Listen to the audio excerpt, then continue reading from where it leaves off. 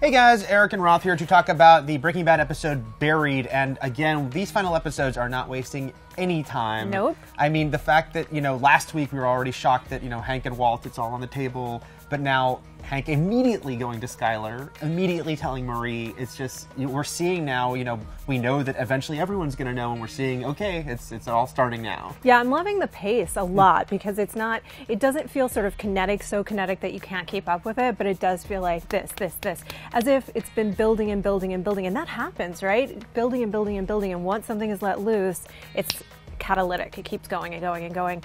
It's building towards a bigger explosion, we imagine. Right. I wanted to talk about Skylar and get your opinion on this one because it's been a bit controversial in the sense that some people are feeling like, okay, here it is at the 11th hour. The writers are trying to make her sympathetic to those who have disliked her all along by having her be on sort of Team Walt at this point.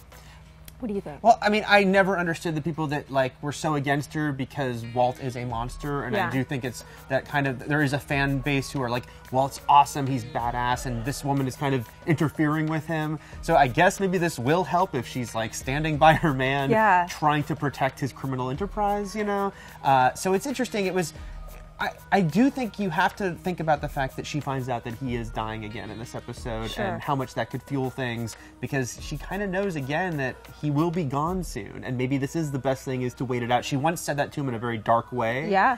But now maybe it's more like, let's just wait for him to die, and this problem will go away. Yeah, maybe just as Hank said, run out the clock. This is what I thought, though. I mean, two things. I think it's very interesting, the idea that this somehow makes her sympathetic, that she's trying to cover a mass murderer's criminal activities. Right. That's just really fascinating to me about the viewership, Yeah. A. And then B is the idea that I actually think that, I feel like that's very human, that you catch yourself in a situation that you don't want to be in, that you're resistant to, but suddenly somebody comes in and fights you on it, and you fight for it.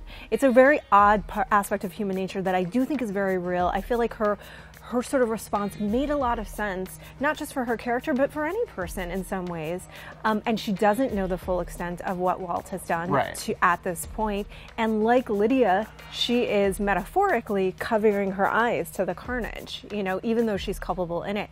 I also feel like on the writer's part, I don't foresee this family making it out alive. Right. I really don't, because the thing that Walt says... They're not keeping the house, we know that. Yeah, because the thing that Walt says is, please don't make this worth nothing. This has to have supported my family or helped my family. I feel like they're not going to make it out alive. In a weird way, the writers have now made it okay to kill Skylar.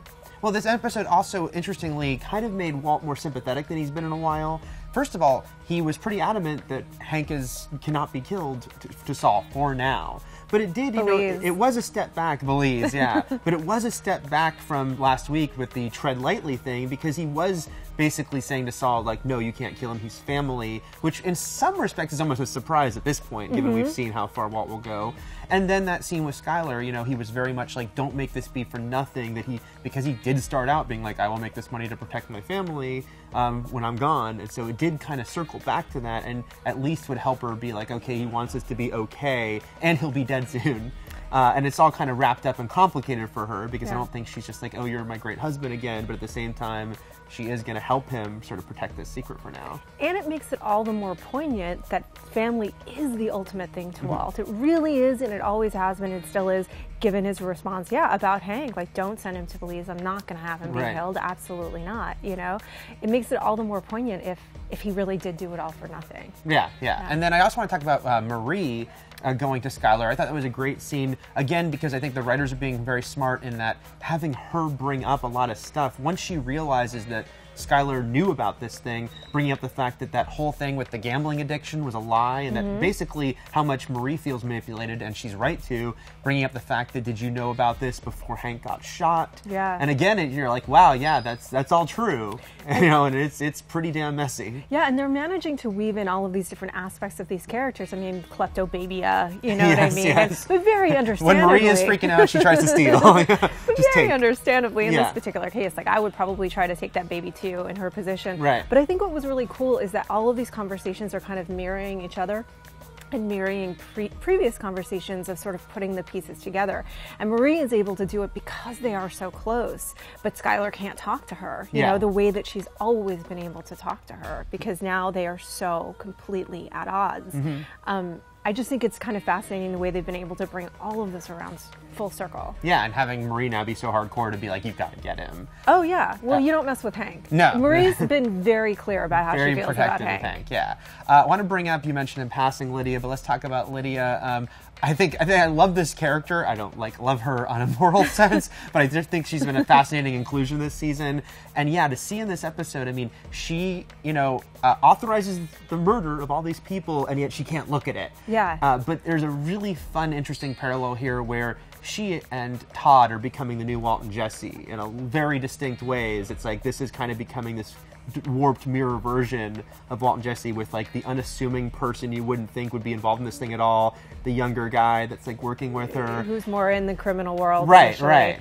Yeah, I mean, I think that Lydia is a fascinating character. I mean, she's authorized these kills for 8%. Yeah. What else is she going to authorize for something bigger, for something more significant? You know what I mean? I'm not saying 8% isn't significant, but still. Right. Todd. I think Todd is the one that makes it out. I really do. I mean, it's so dark and twisted, but he is so completely chilling. He is so completely chilling the way that he's always been so polite and so quick to kill. Yeah. He has absolutely no qualms about it at all.